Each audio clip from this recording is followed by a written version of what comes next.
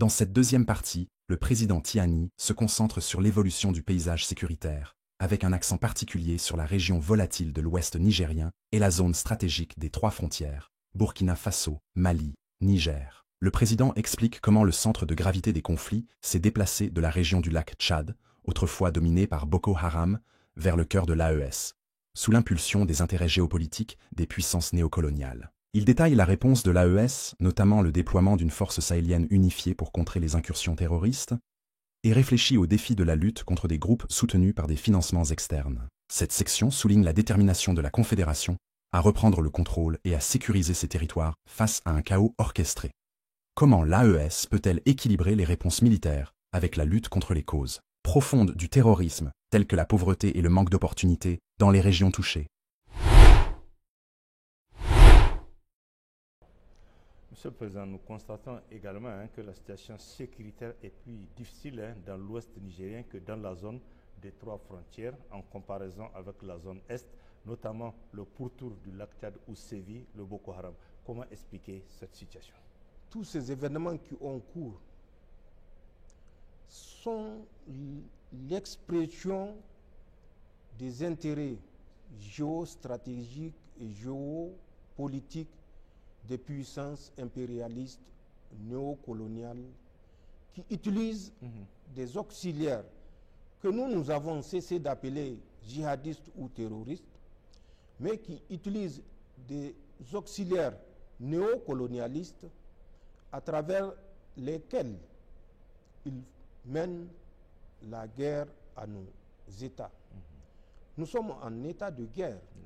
Les pays que j'ai cités et qui n'ont pas tenu face à cette situation sont une preuve palpable pour tout sceptique. C'est une situation de guerre que nous vivons, situation de guerre néocolonialiste, guidée par des intérêts néocolonialistes. Le lac Tchad a été à un certain moment le centre d'intérêt de ces puissances néocoloniales. Le lac Tchad ne date pas de 2015. Oui. Le lac Tchad date d'avant 2015. Nous savons de quand date le lac Tchad. J'ai particulièrement servi déjà dans les années 96-97 dans le lac Tchad. C'est vrai, c'était des mouvements différents et qui ont eu leur solution de façon différente parce qu'à l'époque, il n'y avait pas d'implication néocolonialiste. À travers la négociation ou les négociations, nous étions parvenus à des accords que nous fêtons chaque 24 avril chez nous au Niger. La fête de la Concorde. La journée de la Concorde. Donc pour revenir à la situation qui nous concerne actuellement, le lac Tchad a été à un certain moment, de 2010, 2011, 2012, 2013, 2014, 2015, jusqu'à 2025, début d'année, le centre d'intérêt de ces puissances néocolonialistes. Mais avec la création de l'Alliance des États du Sahel, les intérêts géostratégiques, géopolitiques, néocolonialistes ont changé de champ. Le nouvel espace de ces intérêts est l'espace confédéral. Où se situe cet espace confédéral? Il se situe au confluent du Mali, du Burkina et du Niger. J'ai dit confluent, c'est pour schématiser. Bien sûr. C'est le nouveau pôle des intérêts de ces puissances-là. Et c'est la raison essentielle qui a fait que, depuis la création de l'Alliance des États du Sahel, suivie de la Confédération, nous avons assisté à une intensification des actions contre nos États. Les intérêts ayant basculé du lac Tchad vers l'Alliance des États du Sahel et plus tard la Confédération des États du Sahel, les puissances occidentales ont également transféré leurs proxys, leurs tirailleurs auxiliaires néocolonialistes pour nous mener la guerre dans notre espace confédéral. Parce qu'il fallait par tous les moyens qu'un des États tombe. Et c'est ce qui justifie l'implication active de certains groupements d'intérêts américains aux côtés de la France, qui naturellement n'a jamais gâché son hostilité et son acharnement à préserver, peut-être que c'est logique ou rationnel de sa part, de préserver ses intérêts dans des États qui ne sont pas considérés comme des États souverains. Et certaines citations vous feront comprendre jusqu'ici le prisme avec lequel la France et certains citoyens, l'élite française qui conduit, je ne sais pas s'il faut les qualifier de destinées françaises, en tout cas, qui sont à la tête de l'État français, ou les conseillers de ceux qui sont à la tête de l'État français, qualifient de colonie française à ne pas perdre par tous les moyens. Ça veut dire ce que ça veut dire, et c'est une leçon pour les pays de la CEDEAO qui pensent qu'ils sont indépendants alors qu'ils sont considérés comme colonies françaises au XXIe siècle et que la France ne devait en aucun cas perdre pour la prospérité de ses fils et de ses petits-fils, au risque de voir, selon leurs propres mots, la migration changer de direction. Parce que si cela arrivait, selon toujours ces génies français, c'est les Français qui vont traverser pour venir vers ces anciennes colonies, si toutefois ces colonies arrivent à se libérer, pour chercher leur subsistance. Donc c'est pour vous dire que ce qui se passe dans l'espace confédéral, c'est la résultante d'une réflexion profonde guidée par la défense des intérêts géostratégiques, géopolitiques de ces puissances coloniales qui sont prêtes à marcher sur les cadavres des citoyens africains de la Confédération qui ne leur ont jamais déclaré la guerre. Mais que ces puissances occidentales se le tiennent pour dit, si leur guerre a pour but de préserver, je dis bien de préserver, leur opulence, leur prospérité, pour que leur descendance ne souffre, cette guerre que nous menons avec acharnement est une question de vie ou de mort pour nos États. Le combat n'est pas le même et Inch'Allah, l'issue ne sera pas la même. Nous nous battons pour notre survie, nous nous battons pour la survie de l'homme africain tout court, et je suis sûr, Inch'Allah, la victoire sera de notre côté. Donc c'est ce qui fait que tout ce qui se passe dans cet espace, c'est de l'exagération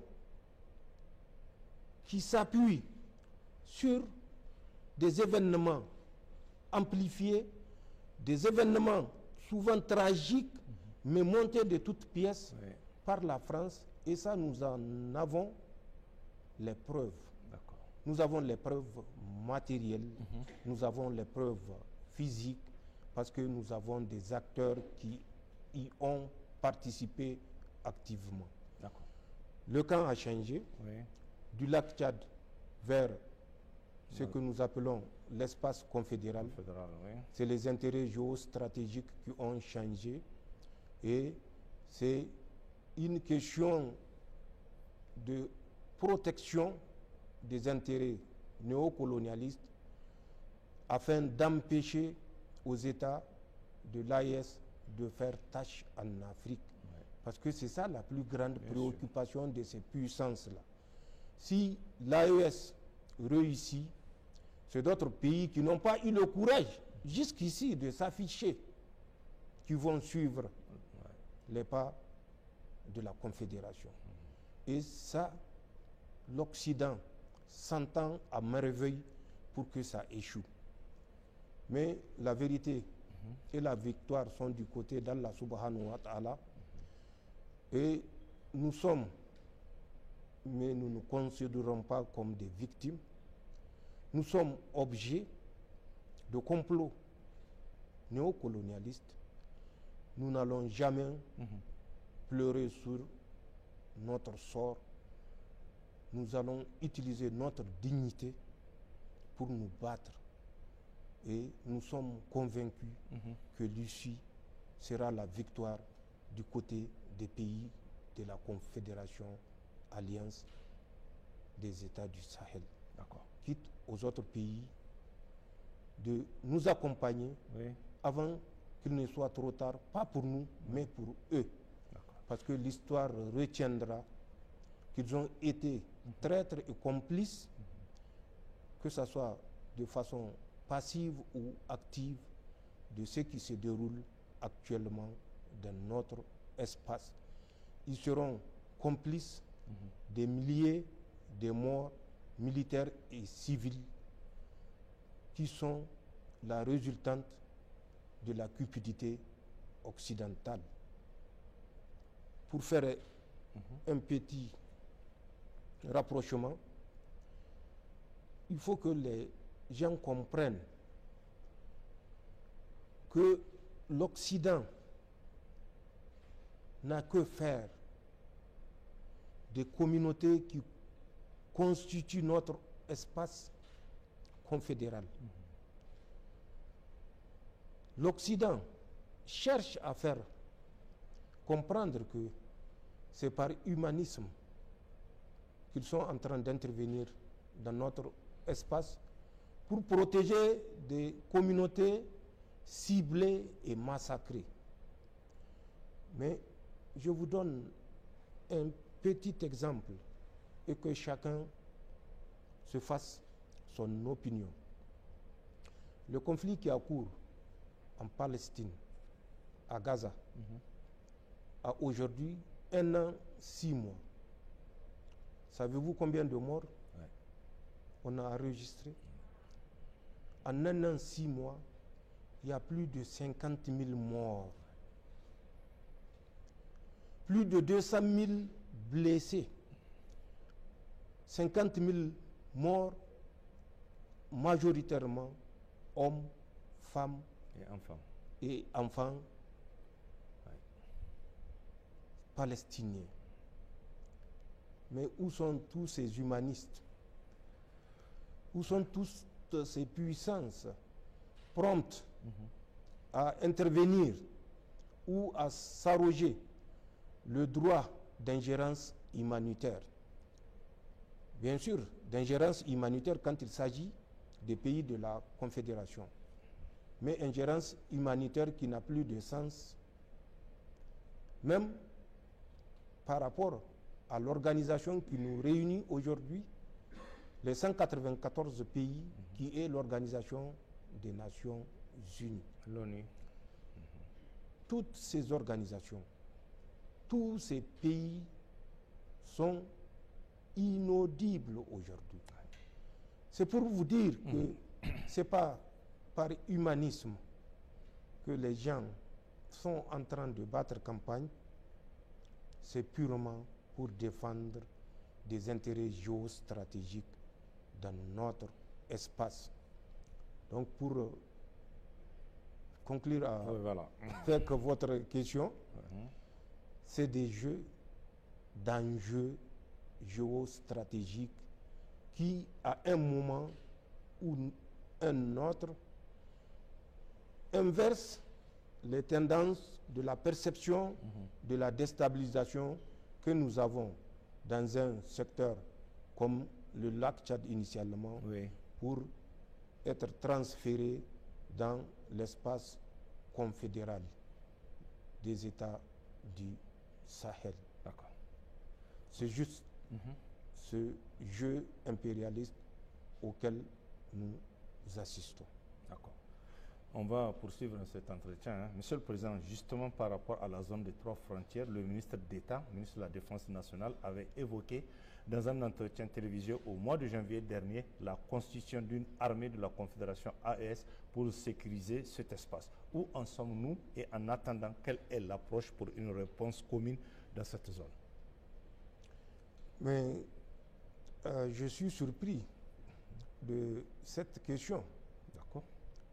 Puisque en plus de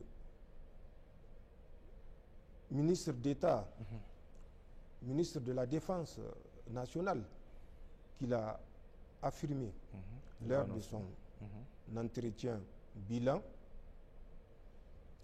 c'est une réalité physique sur le terrain que nous formons aujourd'hui ce que nous appelons la force unifiée des États du Sahel. Ce n'est pas la force d'attente ou la force en attente. Je ne suis pas sûr de l'appellation parce que ça fait plus de 30 ans que cette force existe et plus de 30 ans qu'elle a toujours été en attente ou qu'elle a toujours été d'attente, de telle sorte qu'elle s'est nécrosée. Elle n'a jamais conduit une opération, pourtant dans un espace troublé depuis 2010 par des intérêts géostratégiques néocolonialistes. Nous l'avons vécu au Nigeria. La CEDEAO, à travers sa force en attente, n'a jamais rien fait pour venir en aide ou en soutien au Nigeria. Ce sont ces mêmes pays que le Nigeria considère aujourd'hui comme, ou les autorités nigérianes considèrent comme leurs ennemis, qui ont sacrifié des hommes et des femmes pour reconquérir tout le Bornou. Je le dis bien, pour reconquérir tout le Bornou. Et ça, ce n'est pas en 2010 que ça a commencé. Personnellement, j'avais conduit des opérations, je l'ai dit, en 96, 97, puis en 2008, avant que ça ne soit cette situation actuelle. Ensuite, des officiers nigériens, notamment le ministre d'État, ministre de l'Intérieur, ont conduit des troupes en coordination avec les forces armées tchadiennes pour libérer des vastes territoires occupés du Nigeria, notamment l'ensemble des États qui constituaient le Bornou ou qui constituent le Bornou. C'est le sacrifice que nos forces ont consenti. Et c'est ce sacrifice sur lequel aujourd'hui les autorités du Nigeria crachent. Donc, pour revenir à la force unifiée, c'est une réalité. Cette force a fait ses preuves sur le terrain, au contraire de la force en attente de la CEDEAO, comme l'avait dit brillamment Choguel Maïga, l'ancien Premier ministre malien. Cette force qui est en attente et que nous attendons toujours, mais qui reste toujours en attente depuis plus de 30 ans. Ouais. La force unifiée de la Confédération est une force active. Elle a mené des opérations en bilatéral entre soit le Niger et le Burkina Faso, le Niger, le Mali, Oui. ou le Mali, le Burkina Faso. Elle a mené des opérations de façon tripartite, donc des opérations au sein de la Confédération en tant que force de la Confédération, au moins 3 opérations, dont la dernière remonte en janvier pour finir en février de cette année 2025. Vous suivez l'actualité, vous suivez le bulletin des forces de défense et de sécurité. Oui. Je crois que les Nigériens, les Maliens et les Burkinabés savent que la force unifiée des États de l'Alliance du Sahel est une réalité. C'est une force qui se met progressivement en place. C'est une force qui monte en puissance. C'est une force que nous avons décidé de créer déjà le 31 juillet 2023, quand la CEDEAO, marionnette entre les mains de la France, avait décidé de faire la guerre au Niger, pays auquel elle avait donné l'ultimatum d'1 semaine pour rétablir le démocratiquement élu, le démocratiquement démocratique de l'Afrique, Bazoum Mohamed. Cette force est née le 31 juillet 2023, quand le Mali, le Burkina ont affirmé que toute attaque contre le Niger sera considérée comme une agression contre l'un ou l'autre de ces États. Et que c'est ensemble que nous allons faire face à la CEDEAO.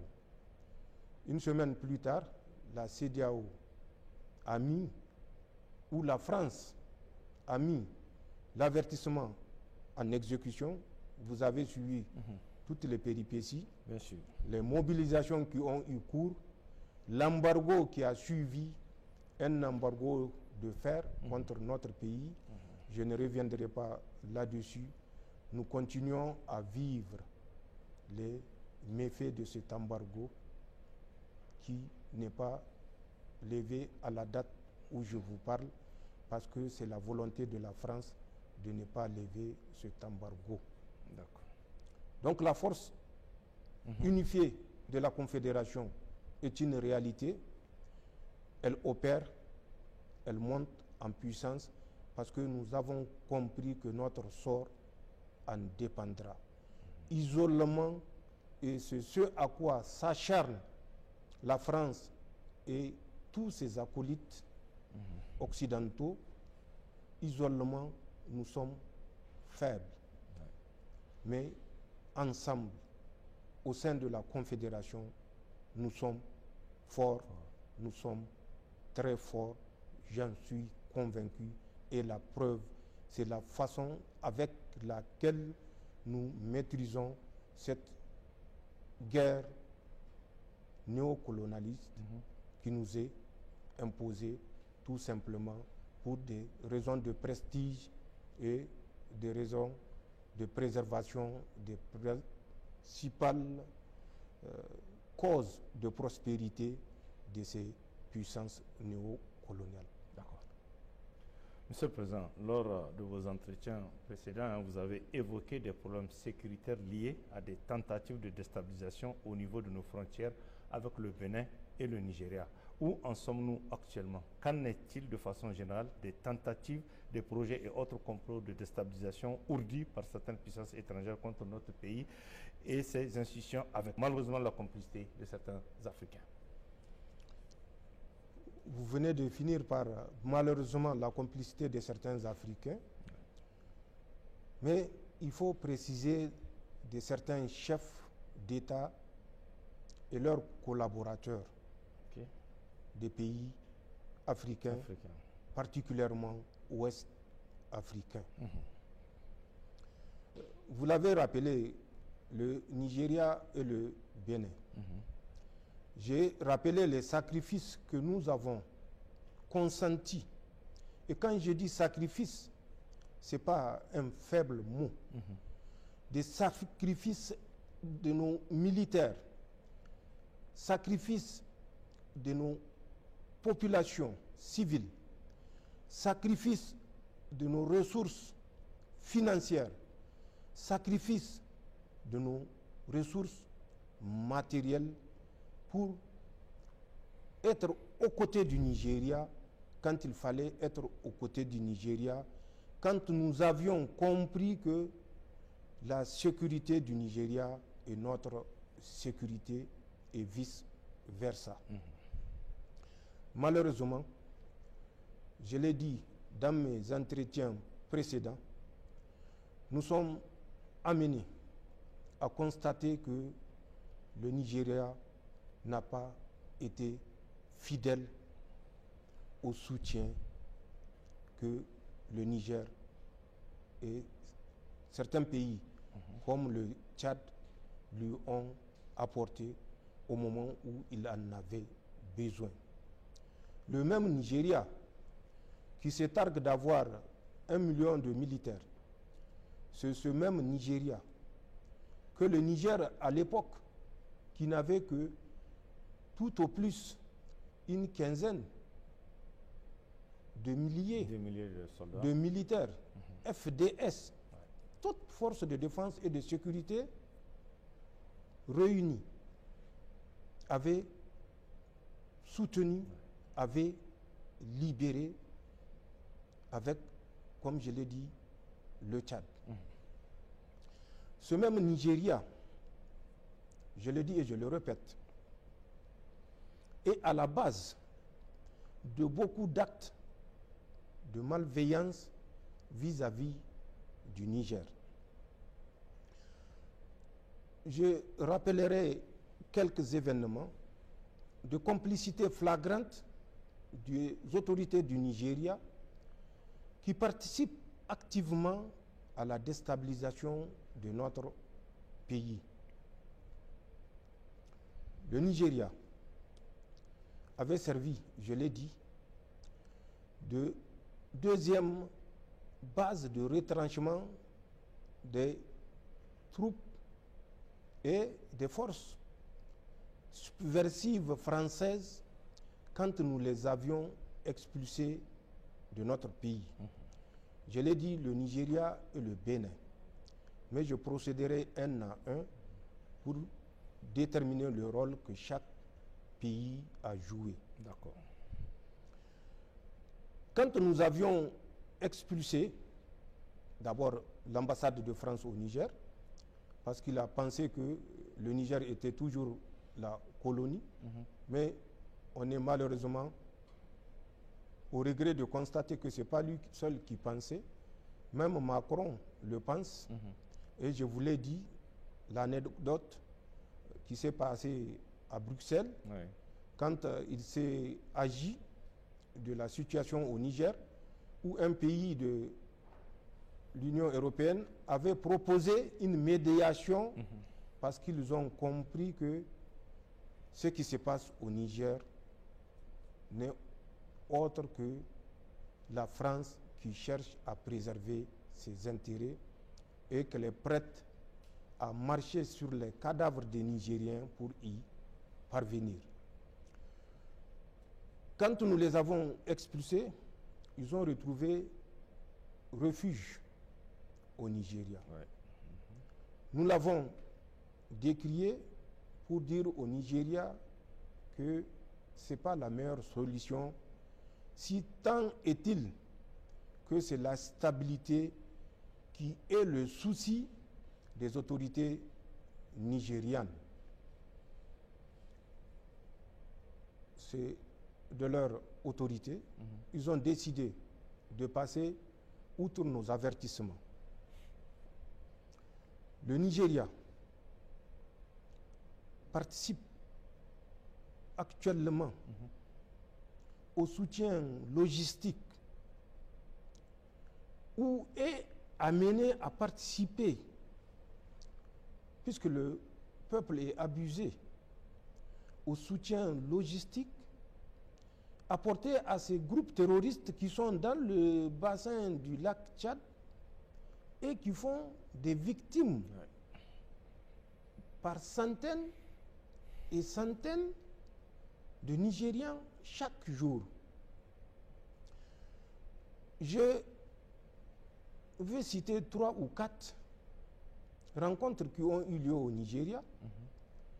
Toujours, et c'est ça qui est regrettable, dans le sens de déstabiliser le Niger.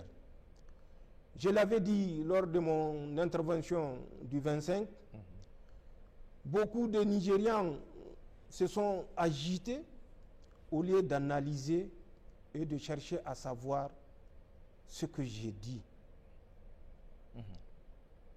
Tire son fondement de quel domaine? Est-ce une légende ou bien est-ce une vérité incompréhensible?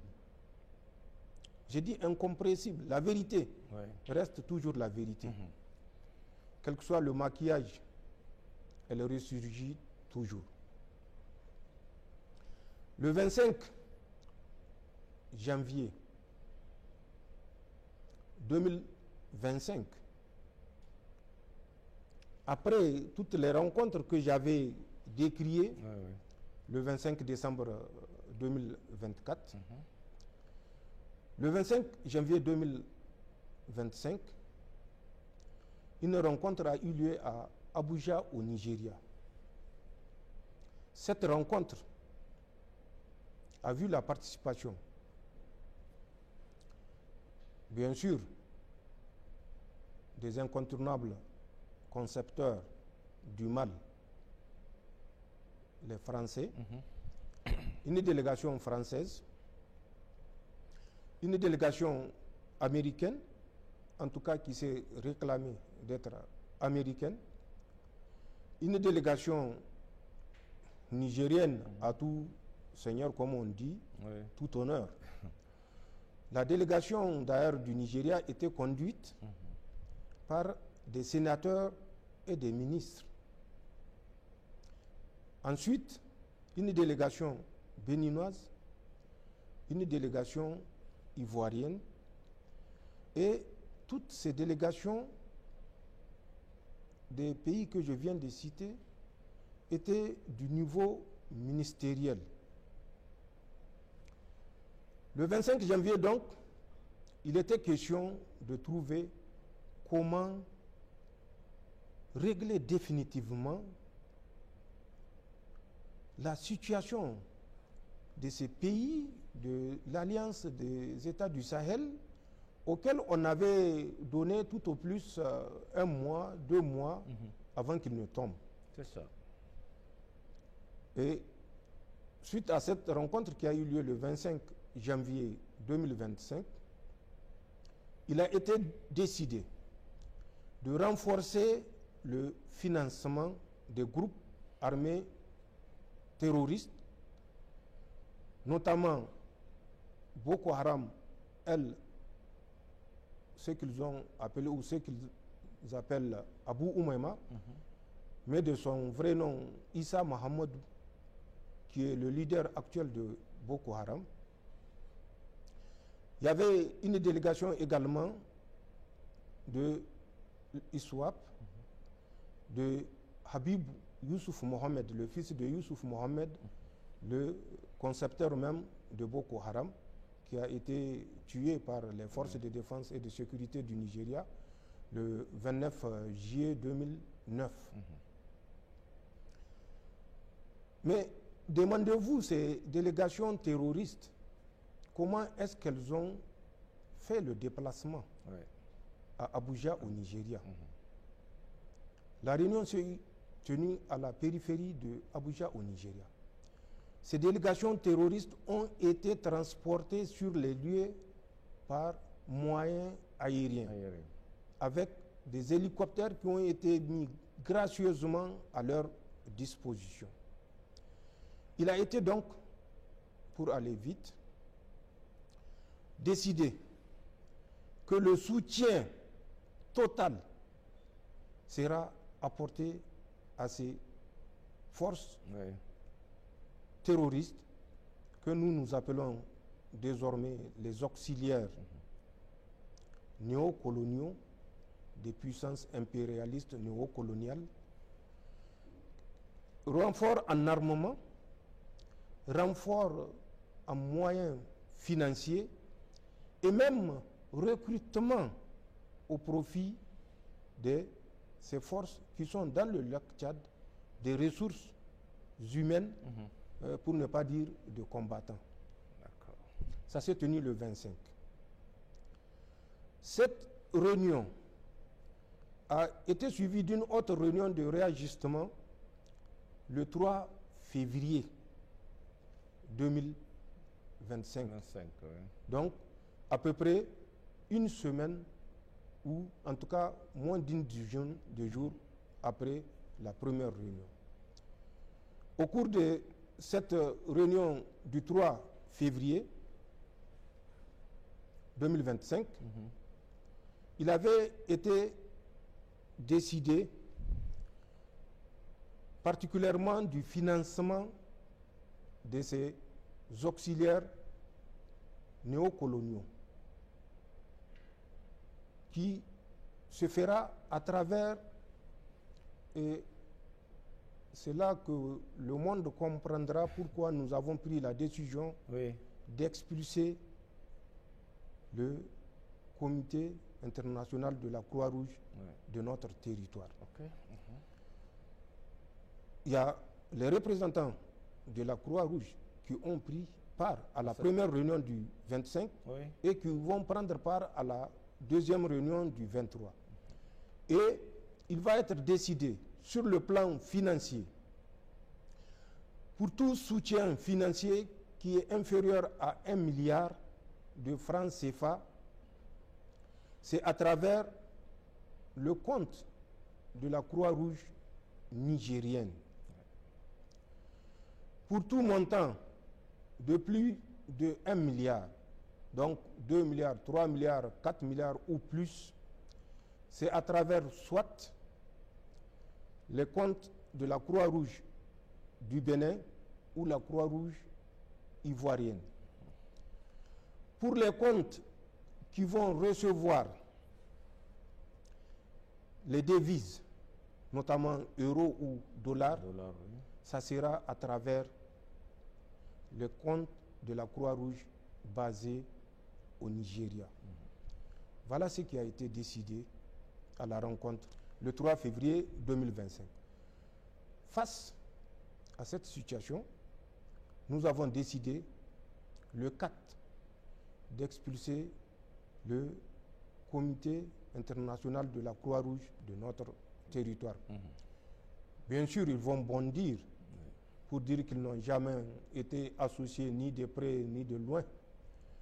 Mais je rappelle à Christophe Foguet, pour des Nigériens employés de la Croix-Rouge, ils sauront de qui je parle, que nous avons des lettres écrites, signées de ces mains envoyées à Abu Umaima. Donc, il ne sert à rien de dire que ce que dit le président nigérien n'est que pur, je ne dirai pas le mot, mais nous avons des preuves, et nous décidons toujours convaincus des preuves que nous détenons. Nous avons expulsé la Croix-Rouge de notre territoire. Bien sûr, le Nigeria, comme à son habitude, va dire que ces réunions n'ont pas eu lieu. Mais pour rappeler au Nigeria que nous suivons tout ce qui se passe à travers les anciens compatriotes qui ont fui après les événements du 26, le 8, le 9 décembre, avant janvier, une réunion s'est tenue dans le bureau d'un certain Chefou Bardé. Je ne le connais pas. D'accord. C'est au Nigeria de vérifier. Il est assistant au chef des services de renseignement du Nigeria, Mohamed, la NIA, ce qu'ils appellent la National Intelligence Agency, NIA. Cette réunion qui s'est tenue dans son bureau a décidé de l'affectation des moyens au profit des groupes terroristes qui opèrent à partir du territoire nigérien, notamment Sokoto, Katsina, Kebbi, Zamfara, que j'avais alerté à l'époque, si vous vous rappelez, avec la lettre que nous avons saisie d'un prisonnier terroriste du 4 mars 2024 et qui révélait, c'est une lettre numéro 011 du 4 mars 2024, écrite par ceux qu'ils appellent la Daoula centrale à la wilaya du lac Tchad, à travers laquelle il a été décidé de créer le mouvement Lakurawa ou de le ressusciter, puisque ce mouvement existait depuis 2017, mais avec la particularité de le renforcer avec des combattants de ISWAP qui sont dans le lac Tchad et des combattants de l'État islamique, ce qu'ils appellent l'État islamique au Sahel, ou abusivement EIGS. Cette réunion, donc, je l'ai dit, elle s'est tenue de 10h30 à 16h dans le bureau de M. Bardé, Cheikh Bardé qui est l'assistant de M. Mohamed, qui est le chef des renseignements du Nigeria, la NIA, et ce sont les décisions qui ont été prises, décisions à laquelle, je le répète, ont participé également une délégation française, une délégation de 2 Américains, ou qui se sont en tout cas présentés comme 2 Américains de la CIA, des représentants du Bénin, je ne dirais pas des représentants, comment on appelle ça, du Nigeria. Bien sûr. Bien sûr. Ça se passe là-bas. Ça se passe là-bas et ça se passe dans le bureau de l'assistant, Cheikh Bardé, assistant du chef des services de renseignement du Nigeria. Donc, nous avons, je l'ai dit, le 4 février, pris la décision d'expulser le CICR, parce que le CICR, qui n'est pas seule organisation à se prêter à ce jeu, vous étiez témoin au Niger, nous avons expulsé plusieurs autres organisations qui étaient manipulées par la France pour financer, recruter, puisque pour recruter il faut de l'argent, il faut financer. Donc pour financer et recruter des apatrides de l'espace confédéral ou de l'espace national du Niger et des éléments de subversion. En son temps, certains Nigériens qui avaient ces organisations comme Gagne-Pain qui n'ont pas compris les motivations pour lesquelles nous avons expulsé, parce que nous avons fait le choix de préserver l'ensemble des Nigériens au détriment des intérêts individuels ou groupuscules. Bien sûr. Après cette rencontre du 3, toujours par rapport à ce qui s'est passé au Nigeria et ce qui se passe au Nigeria, le mois de mars, exactement le 15 mars, une autre rencontre a eu lieu dans le bassin du lac Tchad, cette fois-ci, toujours avec les mêmes acteurs, le Nigeria en tête, la France et la délégation américaine également, le Bénin également, la Côte d'Ivoire également. Et là, il a été décidé clairement que les efforts doivent être orientés spécialement et spécifiquement sur le Niger. Les terroristes ont été rappelés à l'ordre par rapport à leur laxisme vis-à-vis du Niger, pour lequel ils ont pris l'engagement de renverser ce régime illégitime, selon, bien sûr, l'Occident impérialiste, et qu'ils tardent à le faire. Mais pour rappeler le vrai visage de la France, quand nous avions expulsé le CICR, le 4, nous avons donné l'ordre d'expulsion, le 4 février. Le 7 février, un vendredi, des représentants de cette organisation, la Croix-Rouge, accompagnés d'un employé africain qui avait servi à Difa, dont je tairai le nom, ont fait mouvement pour rencontrer Abou Oumaima et Abou Moussa al-Barnawi. Pour leur dire, lors de la réunion avec les autres pays et avec vous-même, avec vos représentants, personne ne devait être au courant des décisions prises et des engagements du Comité international de la Croix-Rouge à servir de point de transfert vers vos mouvements respectifs. Pourtant, les autorités de Niamey sont au courant et la conséquence, c'est notre expulsion. Il faut que vous repreniez en main vos combattants. Je dis bien le vendredi 7 février. Oui. Au dimanche 9 février, déjà, plus de 10 terroristes ont été exécutés par ces chefs terroristes auprès desquels le Comité international de la Croix-Rouge s'est plaint. Ce comité-là était composé de 2 représentants français, un homme et une femme. Oui. À la date du 28 du mois d'avril, nous étions à 108 exécutions de terroristes qui sont suspectés d'être les informateurs de Niamey. Bien sûr, comme à leur habitude, ils vont dire que non, c'est juste un conte de légende. C'est Diado Sekou qui anime. Mais que ce chef terroriste nous donne la position.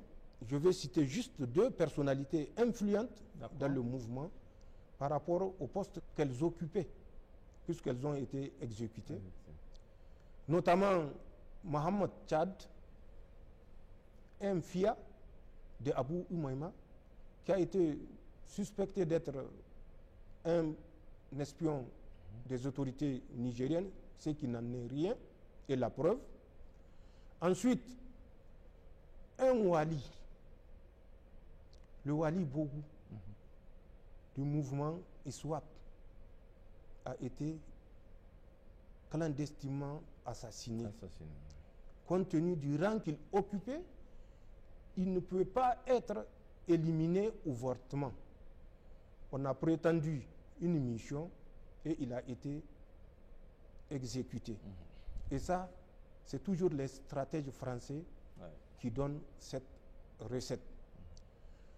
Donc pour revenir au 15, après ces incidents malheureux qui se sont déroulés du 7 au 9 d'abord, du mois de février, ensuite jusqu'au 28 du mois d'avril, où nous avons recensé, comptabilisé 108 exécutions.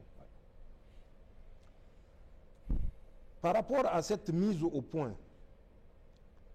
les terroristes ont demandé plus de matériel. Si vous vous rappelez, nous avons décrié la complicité du Nigeria et du Bénin à servir de relais dans l'acquisition des drones tactiques au profit des forces françaises. Mais nous savons que ce n'est pas au profit des forces françaises, c'était au profit des troupes terroristes. Mais des troupes terroristes françaises, ça c'est vrai.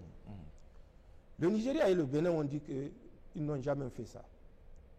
Mais la vérité, comme je l'ai dit, elle est incompressible.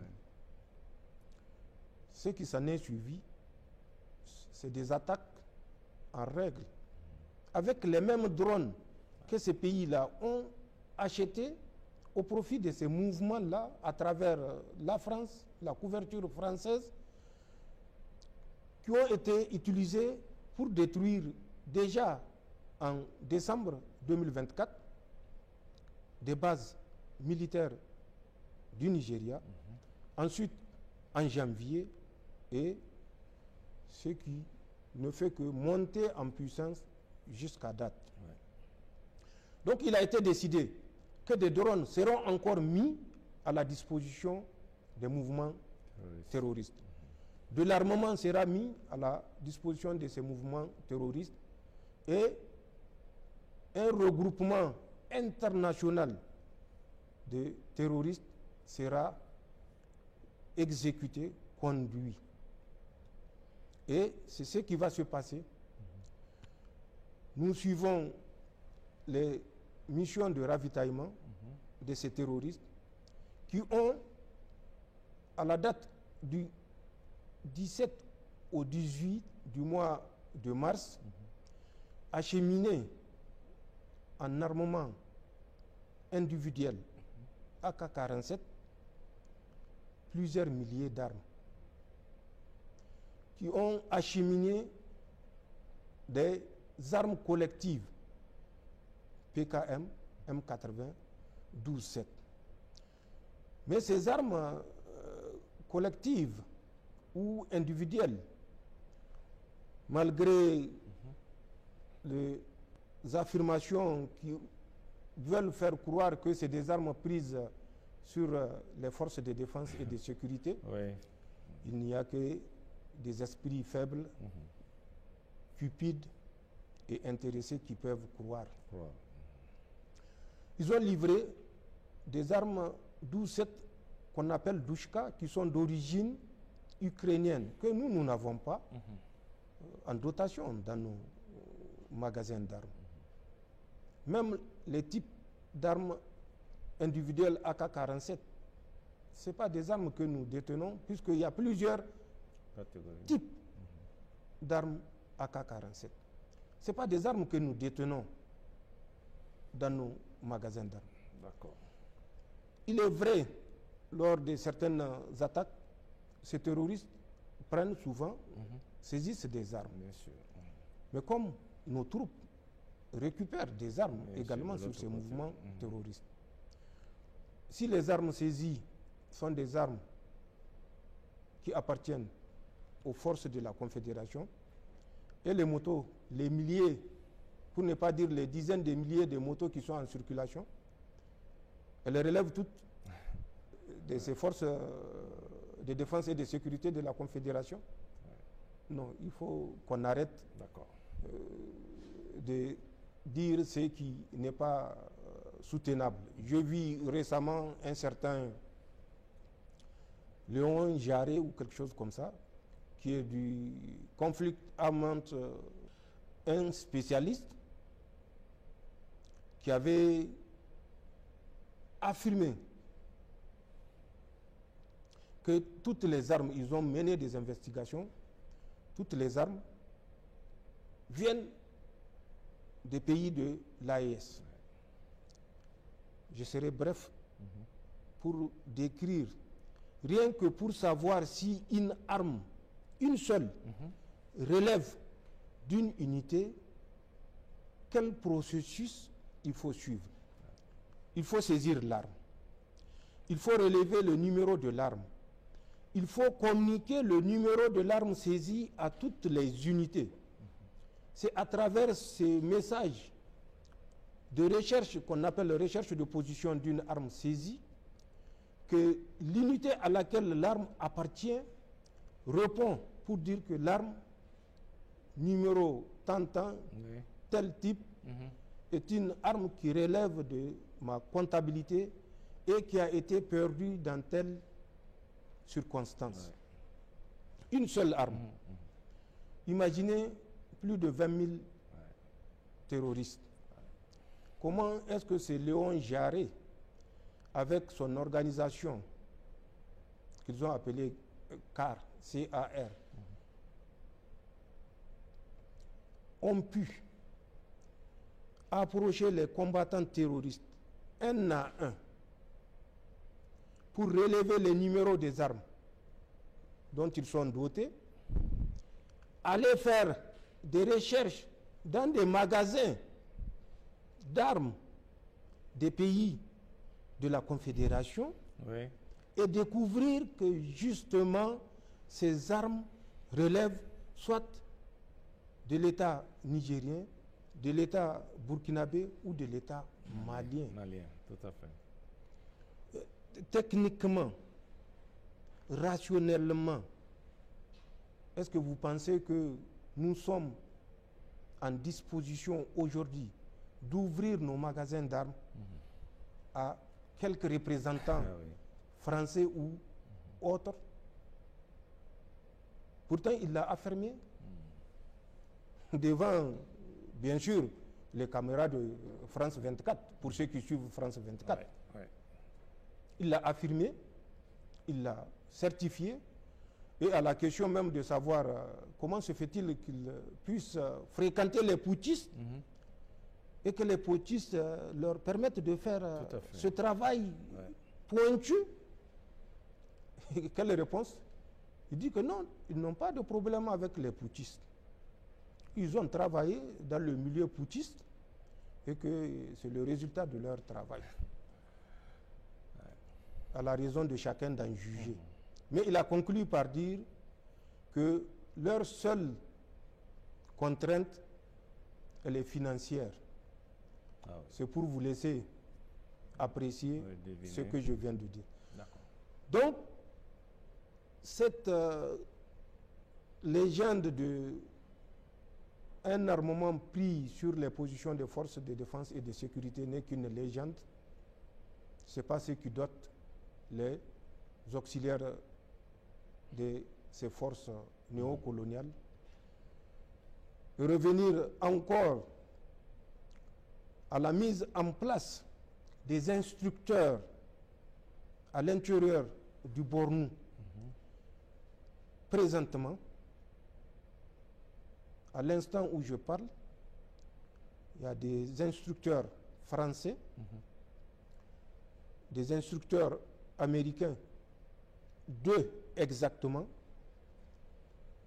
qui sont en train de former, je dis bien de former, ces mouvements qui sont dans le lac Tchad, dans la confection des ceintures explosives, dans la commission des attentats kamikazes, ce qu'ils ont appelé dans leur jargon et les terroristes Nguemas, et qui bénéficient de la mise en place des drones, des explosifs. Pour revenir aux explosifs, ils ont livré par la même occasion 40 conteneurs d'explosifs au mouvement terroriste. Si vous vous rappelez, nous étions sortis pour décrier ça à travers un éditorial qui avait été fait à l'époque pour alerter les Nigériens de la menace qui pointait à l'horizon, parce que ces explosifs qui ont été mis à la disposition de ces mouvements terroristes n'avaient autre objectif que de commettre des attentats terroristes. D'accord.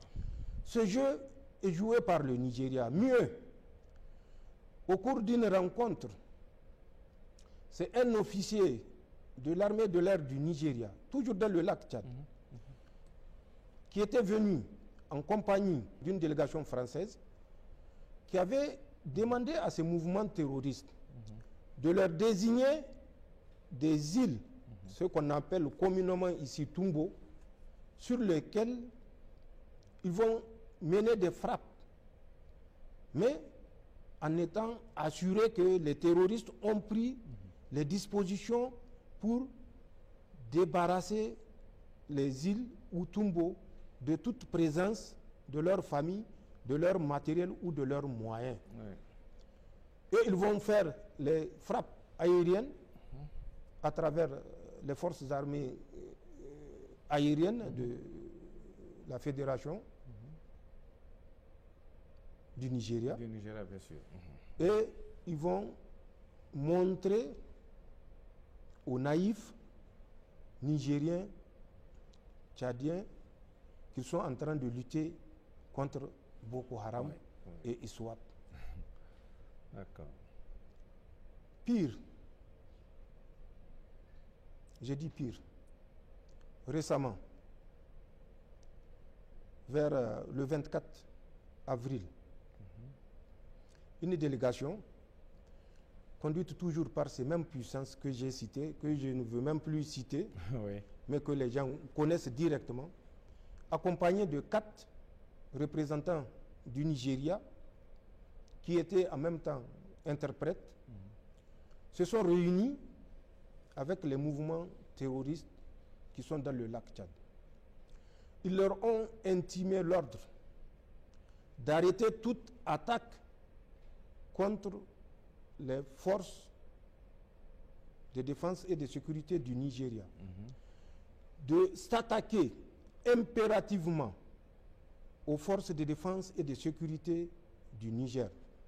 C'est ce qui a fait que vers la fin avril, vous avez constaté une tentative de résurgence d'attaque, mais auquel attaque les forces de défense et de sécurité du Niger ont réservé le sort que ces mouvements néocoloniaux méritent. Le dernier cas est celui du 22, je crois, à Difa, avec l'attaque du poste de Bagara. C'est ça. Ils n'ont pas cessé, parce que les chefs terroristes même sont soumis à une pression énorme de la part de ces puissances coloniales pour impérativement faire tomber le Niger. Voilà ce qui se passe avec le Nigeria. Et voilà ce qui fait que nous n'avons pas confiance aux autorités du Nigeria. Nous savons leurs implications, qui sont militaires et qui sont politiques. Pour les implications politiques, peut-être qu'il faut rappeler juste 2 événements. Tinubu était en France le 2 avril. Jusqu'au 2 avril, en tout cas, je crois qu'il était rentré vers le 4 avril. Au cours de cette rencontre, il avait signé avec la France qu'ils vont créer une école de formation militaire. Au Nigeria. Formation de langue. Une école de formation ou d'enseignement de langue française à Abuja au Nigeria. Mais nous savons que ça n'a rien de... une école de langue française. Ce n'est pas les écoles civiles de langue française de haut niveau qui manquent en France. Et au Nigeria, le Nigeria n'a pas besoin de création d'une école de langue. D'accord. C'est une base qu'ils veulent créer et il a signé l'accord le 2 du mois d'avril. Le 9, Jean-Noël Barrot, le ministre français des Affaires étrangères, je crois, oui, des Affaires étrangères, avait dit devant le Sénat, le 9, quand le Sénat l'a interpellé par rapport à leur négligence de vouloir laisser échapper au contrôle de la métropole française, des colonies du Sahel, il avait répondu que le soir même, le 9 avril au soir, oui, il a une rencontre avec tous les gouverneurs du Nigeria. ah, oui. Que les gouverneurs du Nigeria ne s'en prennent pas à moi. Ils n'ont qu'à consulter l'intervention de Jean-Noël Barrot le 9 devant le Sénat. Le Sénat. Ils auront la réponse à ce que je viens de dire. D'accord. C'est pour vous dire que l'implication du Nigeria, malheureusement, qu'elle soit politique ou militaire, est toujours d'actualité. D'accord. Ça m'a pris du temps. Oui, bien sûr. Je viens au Bénin. Au Bénin, voilà. Le Bénin, nous l'avons également décrié à son temps. Éviter, comme le dit Ali Farka Touré, Allah lui accorde sa rahma, de croire qu'ils peuvent mettre un scorpion dans leur bouche et rester tranquillement assis. Ce n'est pas l'histoire des diables à gifler de Djadsekou. Ça, c'est Ali Farka Touré qui l'avait dit. Nous avons averti le Bénin. Si nous nous sommes débarrassés des Français, ce n'est ni par haine, ni par vengeance, même s'il y a de quoi.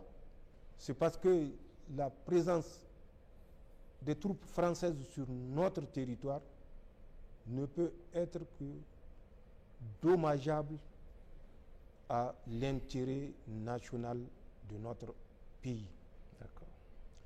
Le Bénin, à travers les autorités béninoises, a pensé qu'il peut être certainement plus intelligent que nous et qu'il peut mettre le scorpion dans sa bouche et s'en sortir indemne. Ils ont accueilli ces troupes de déstabilisation qu'ils ont certainement démenti quand c'était nous qui parlions. Mais quand Macron était sorti pour parler, on ne les a pas entendus. Et eux et le Nigeria, personne, ni même la Côte d'Ivoire. Pourtant, quand j'avais annoncé le 25, tous étaient montés sur leurs chevaux, puisque c'est un frère africain qui dit une vérité qu'il va falloir par tous les moyens démentir au lieu de chercher à savoir les fondements de ce que nous avançons. Le Bénin a continué à démentir. Et d'ailleurs, même après l'intervention de Macron, le Bénin n'a jamais jusqu'ici reconnu qu'il y a ces forces de déstabilisation sur son territoire. Oui, oui. Le Bénin a fait mieux. Il a continué à collaborer et renforcer sa coopération. Ça, c'est la décision d'un État souverain.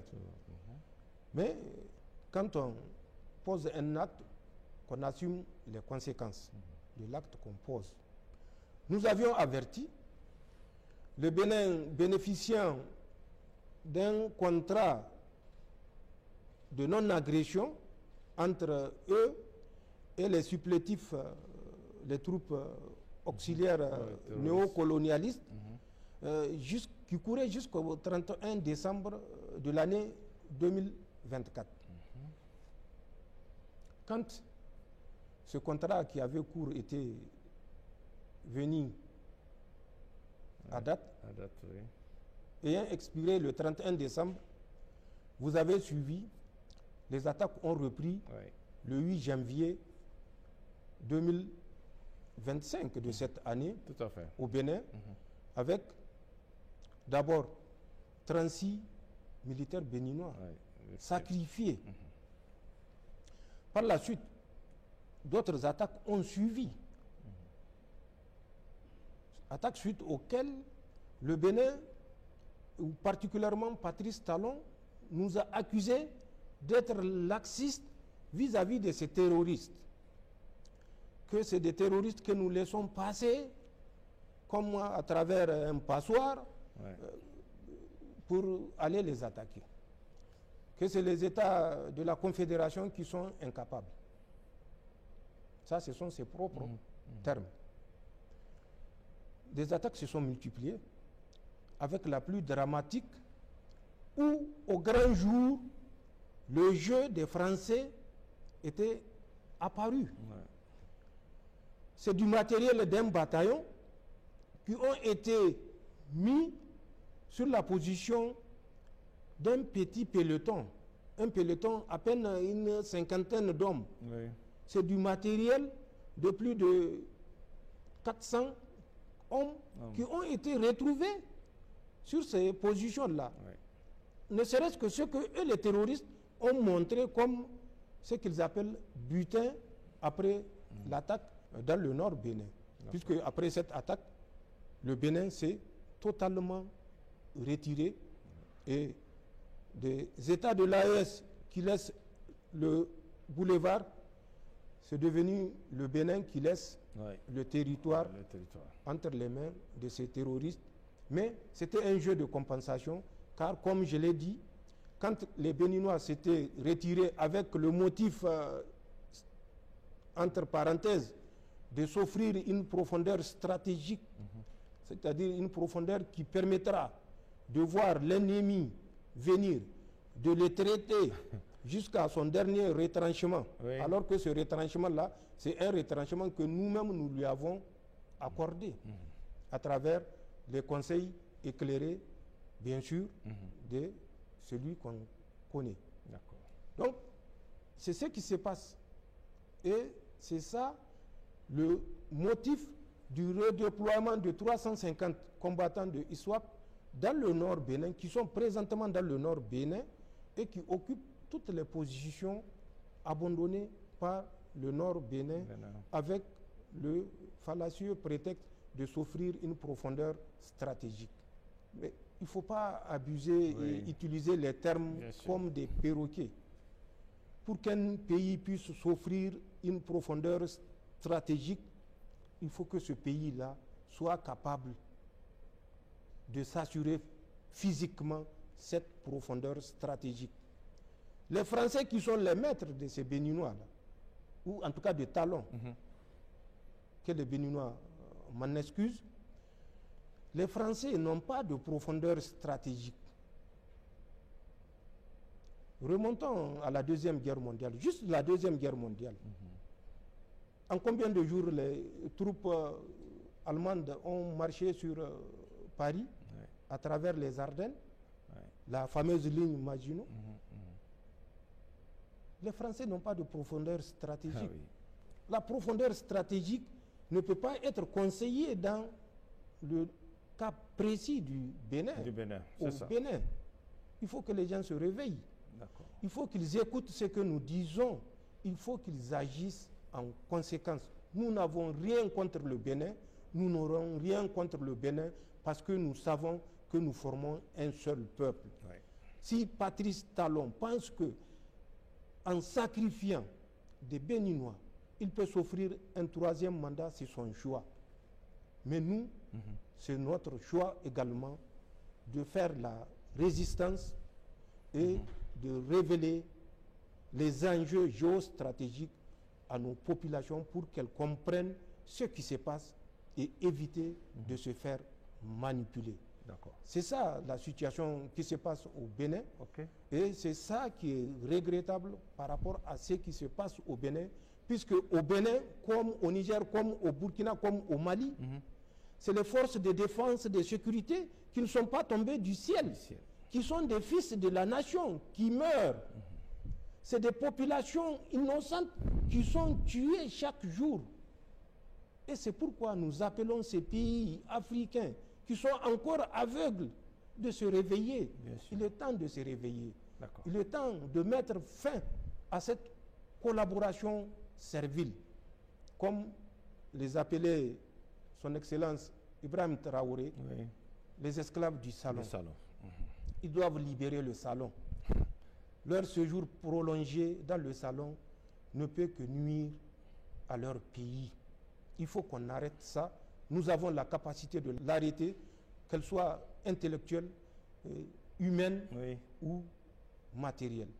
Nous avons toutes les ressources. Que si nous les exploitons de façon efficiente, à travers une bonne gouvernance, nous pouvons nous en passer. Mais c'est ça également le défi, parce qu'en face, il n'est pas de leur souhait de nous voir nous libérer de leur emprise. C'est à nous de comprendre et de faire les choix, si difficiles soient-ils, mais c'est des choix de souveraineté. Il n'y a pas de difficulté à faire le choix de souveraineté.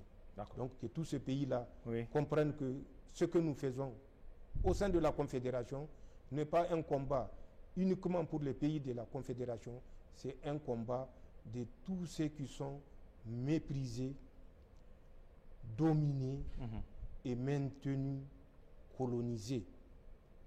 C'est leur combat que nous faisons aujourd'hui.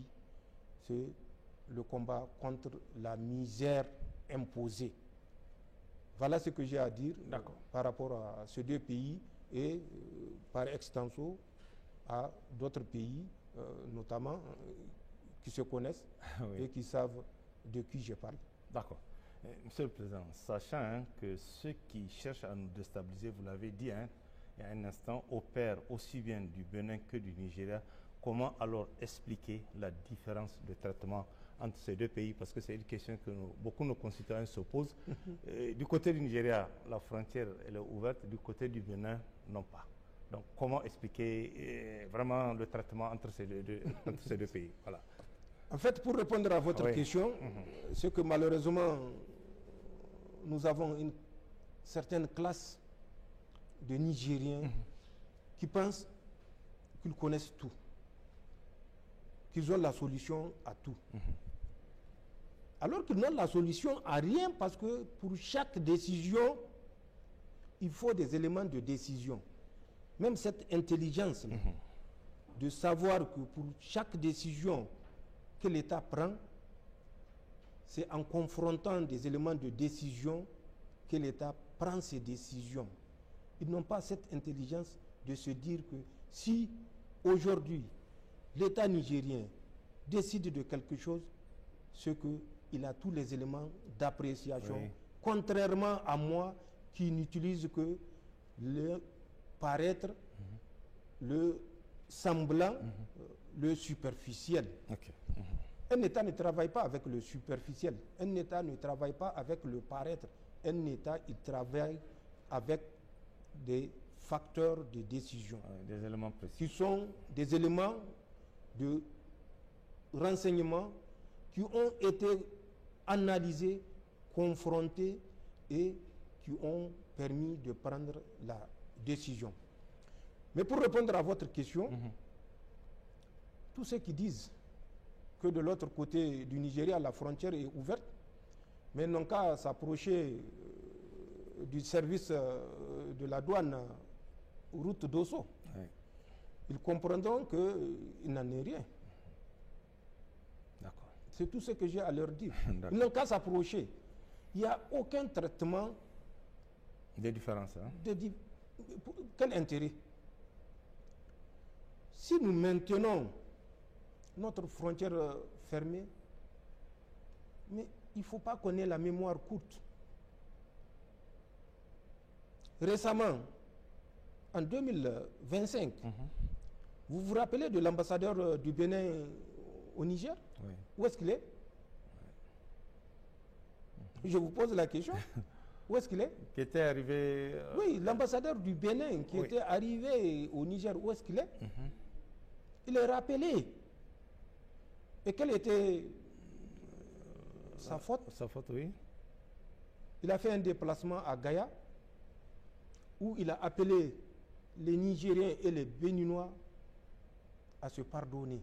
Oui. Le même jour, je crois on l'a fait traverser à la natation Ah oui. pour le rappeler. Depuis lors, nous on ne sait pas s'il est vivant ou pas. Il n'a pas pu traverser.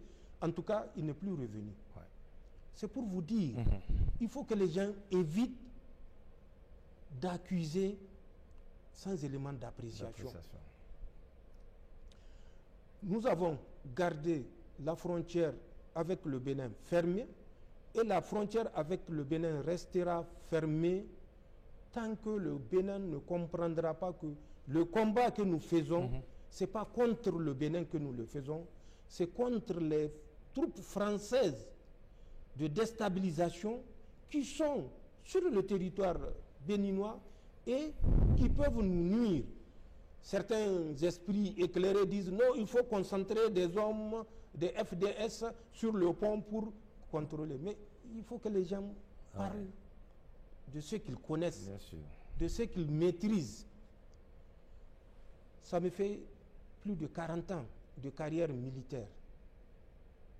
Vous croyez que même si je suis le dernier, je ne dirais pas le mot, de la classe, je ne suis pas en mesure, à travers le savoir juste empirique,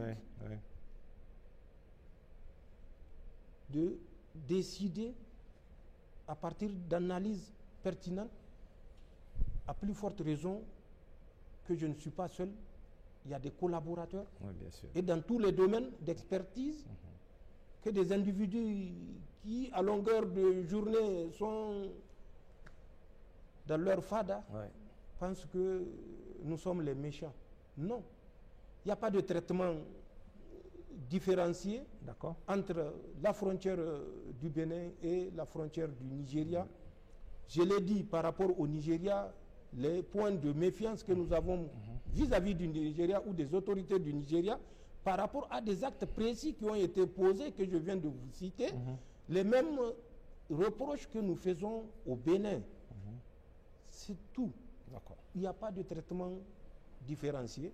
Mais je dis, tant que le Bénin continuera, ou Patrice Talon et ses collaborateurs continueront à jouer le jeu de l'Autriche, nous ne sommes pas prêts à jouer le jeu de l'Autriche.